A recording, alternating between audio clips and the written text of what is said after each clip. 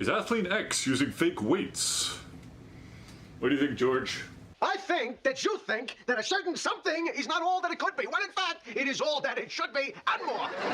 So there seems to be a online skeptic community that seems to believe that Jeff from Athlean-X is using fake plates. And it seems that this online community is only gathering on forums. They haven't touched YouTube whatsoever, because I think personally if they did that it would be basically channel suicide. You don't really mess with Athlean-X. There's been a few channels that have made negative videos about Jeff. Never turns out well for them. The like to dislike ratio is never looking too good for them. But essentially what's going on is this online community is gathering on these forums such as Reddit and bodybuilding.com, and they're discussing whether Jeff is using fake plates in some of his videos. And this is pertaining specifically to his 495 for 2 deadlift, which he posted 2 videos where he performs this particular feat of strength. One of the videos is called Leg Strength Workout, Just 2 Exercises. That was published on June 15th, 2015. And How Heavy Should You Lift to Get Big? How Much Weight? And which was posted on September 12th, 2015. So not too far away from each other. So hopefully in this video we could apply some logic to this ordeal to get to the bottom of this. Is Jeff from Athlean-X indeed using fake plates? Alright, you wanna get nuts? Let's get nuts! So here we are in symmetricstrength.com, which is an absolutely excellent tool that is very accurate, and it's it's a comprehensive lifter analysis based on strength research and data from strength competitions. So it is a very legitimate site for comparing your lifts to the average person of your strength level and age and weight, and it's also a very good tool for measuring how strong some lifts are of yours to other lifts. So what we're going to do here is we're going to plug in some of Jeff's lifts that I could find by going through all of his videos one by one, and which is really hard for me to do because Jeff doesn't always max out in his videos. A lot of the time he's demonstrating form of certain lifts, and he doesn't always max out 100%. So unfortunately for some of these lifts we have to plug in some of his RPE 7s and RPE 6s and stuff like that, which won't give us a 100% accurate analysis, but I will also show you the results when those lifts are discounted, because there are a few that we can really say 100% that he did indeed max out their RP 10s. Now please correct me in the comment section if if one of these variables is off, if he has indeed performed something stronger than I have here. But what I do have here is these particular numbers, and I will show you exactly where I got these numbers right now. The first lift, of course, is the 495 deadlift, and I'm going to use the example from his leg strength workout, just 2 exercises video, because the weight does go up a little quicker than the other video, and it's a little less form breakdown, even though he said that in the video that his knees are bothering him a little bit. So if we watch the clip here, alright, so he sits up, keeps his lats tight. Pretty good form so far, and he has to compensate just a little bit by raising his hips before the initiation of the deadlift, and then he bounces the second rep. So clearly the first rep of that set was obviously a lot harder than the second one, because he was breaking it off the ground with no momentum whatsoever.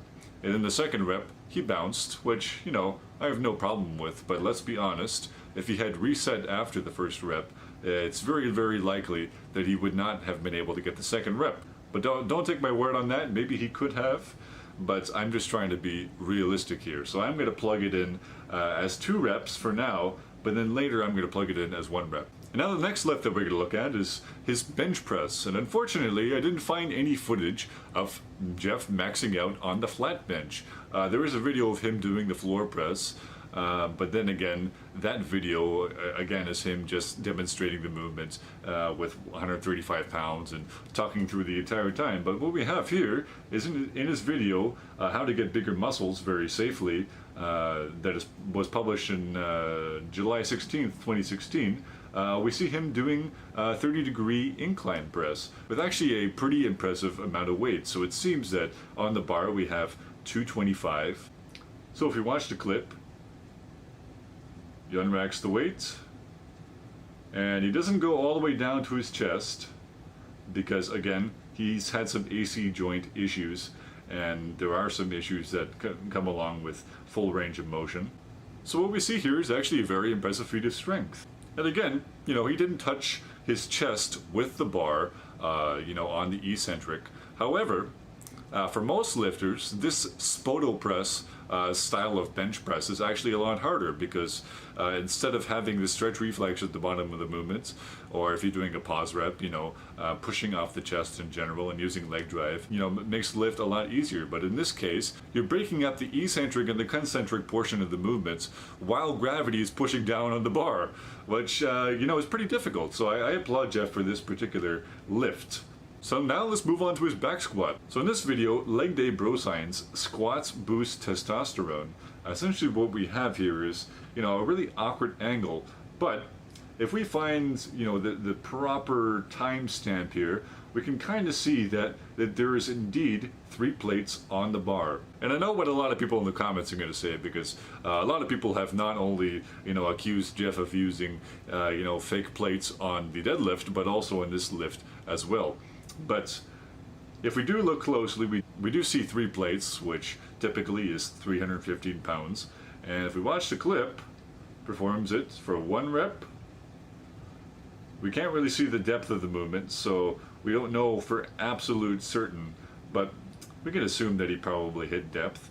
Let's just assume that he does. And let's also keep in mind that Jeff has really, really bad knees, so I will do 2 tests of this, one where I plug in this number and one where I take it out entirely, because I think that it's not fair to include a lift that he can barely perform because of his bad knees. So let's move on to the overhead press. So in this video, overhead press more weight at just 3 minutes. So what we have here is Jeff repping out 135 on this with very strict overhead pressing form. And if we play the video, it's really hard to tell whether this is an RPE 10 or an RPE 9 or an 8 or a 7. We'd have to ask, you know, Jeff directly what he thought it was. But essentially, we have 4 reps, which, you know, pretty respectable. Maybe he held a couple reps in the tank. Maybe he didn't. I think it's pretty fair to assume that he was at least a little bit close to failure. Now let's move on to the chin-ups. And in my opinion, this is a huge game changer, because this really shows us what Jeff's back is capable of and how strong his back really, really is. And I couldn't find, you know, the original clip of him performing this feat of strength with 95 pounds attached. But I did find a video by Shadow Man that compared, you know, that compared the pull-up strength of our boy Hemingway Genoy Blahino and Jeff. And, you know, clearly Jeff is gonna smoke him in terms of, you know, how much he could rep out, because, you know, our boy Genoy is like 500 pounds. But if we watch the clip here and we just ignore the fake mercenary on the right,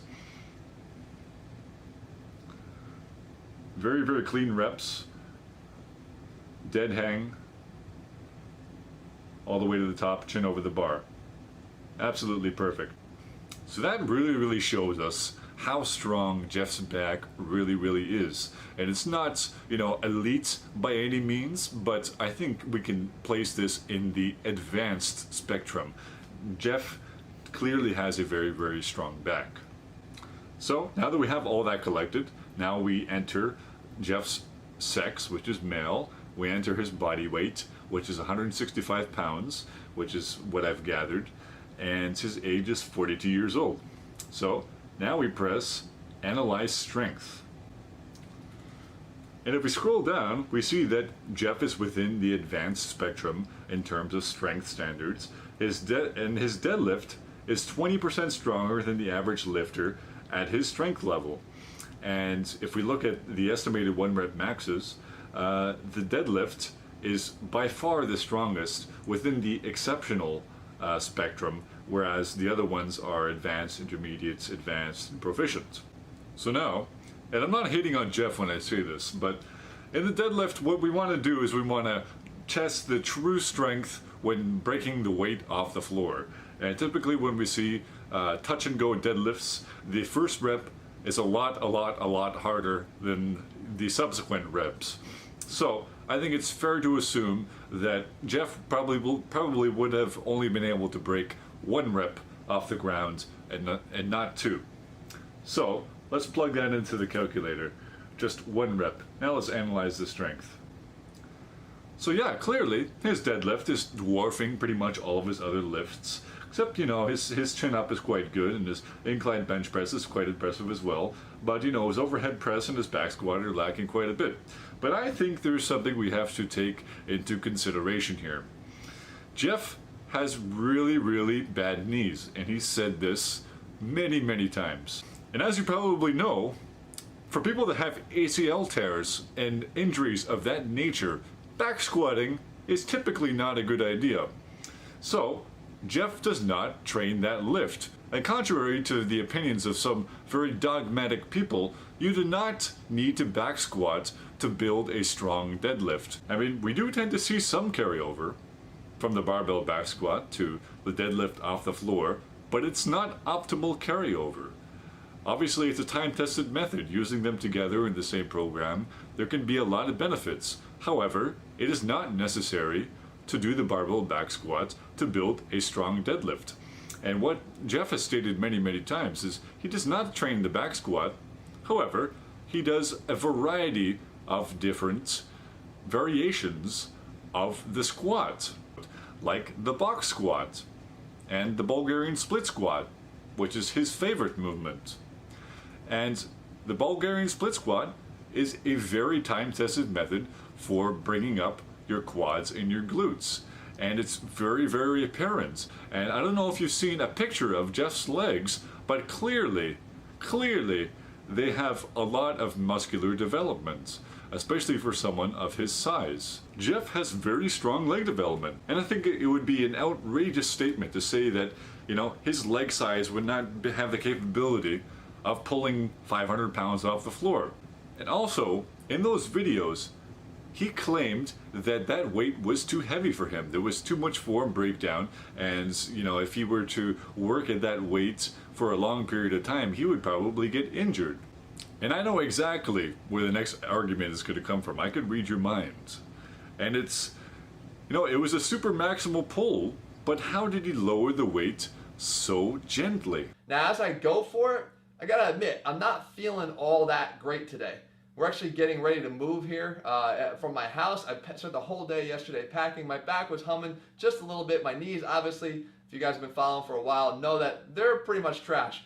But it doesn't stop me from attempting what I'm trying to do here. And as I go for it, I feel pretty strong. I get the first rep. I get the second rep. I kind of feel like if I go for the third, I may not come back up. So, I think it's very fair to say that that was a very slow eccentric. It was, absolutely, 100%. It was a very slow eccentric. There's no doubt about that. However, I do think there are a few things we need to consider. Number one, it is extremely important to keep a rigid back angle when you are doing touch and go deadlifts. And number two, usually when you see typically powerlifters, when they lock out 500 pounds at the very top, and then they collapse, their entire body collapses and they round their back, usually when this happens, it's either they're going for a second rep and they're going to break it off the floor without any momentum, or they just don't want to burn themselves out. But clearly, this was not Jeff's intention. And as you probably know, Jeff is all about time under tension and slow eccentrics and staying injury free. So I think there's two parts to the deadlift. We've covered in another video all about this. There's a hip hinge until your hands are at the level of your knees, and from there, simply release your knees and let your body drop down to the ground with maintaining that same amount of hip hinge. And Jeff knew that the safest way to lower that 495 pounds when he got to the lockout was to slowly lower down with a rigid back angle, especially because he was going for a second touch and go rep. I personally think that his posterior chain strength is more than capable of this. Now take a look at this clip of Jeff repping out 95-pound dumbbells in each hand on Bulgarian split squats. And I don't know if you guys have tried this particular exercise with that much weight in that range of motion, but that is not a man with a weak posterior chain. That is a very, very strong lift. And finally, the last argument that I've heard that, people are saying, oh, yep, absolutely, Jeff is using them fake weights because that bar ain't a bendin'. That bar has 500 pounds on it, and it ain't a bendin'. There's no whip whatsoever. I should hope that anyone that's been lifting more than a year knows what a stiff bar looks like. A stiff bar barely bends when somebody is locking out 800 pounds. Why would it bend on 500 pounds? Just doesn't make sense, guys. And the last point I want to make is, what would Jeff from Athlean-X truly gain by using fake plates in 2015, when fake plates were not even on the scene? So please leave your forum spaces within which you lurk. Leave Reddits and bodybuilding.com and come upon this lovely platform called YouTube and, rebut some of my arguments. I would love to hear them because, well, I love a great debate. And if you like this content as much as George does, press like, subscribe, the notification bell, share my video, and have a wonderful night or day, whatever. Чим толкар твоє люб,